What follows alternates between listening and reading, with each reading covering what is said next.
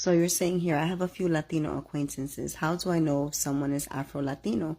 This girl presents with very light skin. Her essence seems black. Okay, well, if you ask me personally, this is my opinion, and there are some Afro-Latinos who will not agree with me. But this is my opinion. As far as I'm concerned, if you are Latino and you have African roots, you're Afro-Latino. You got African roots, you got indigenous roots, you're Afro-Indigenous. I'm Afro-Indigenous.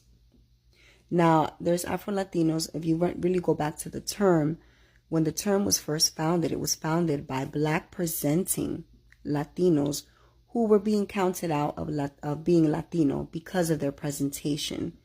And they began to define themselves and say, you know, I am Latino, but I also have African roots. I'm black and I'm Latino. I am both. I don't have to choose between either or. I am both. But it started with black presenting Afro-Latino, like Latinos. That's where it really started from.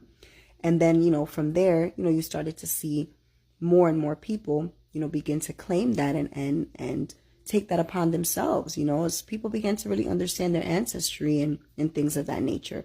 But predominantly, people who identify as Afro-Latino, it's because they present black. They're visibly black, as many would say. Now, mind you, visibly black in the Latino community is different than what visibly black is in the Black American community. There is a difference.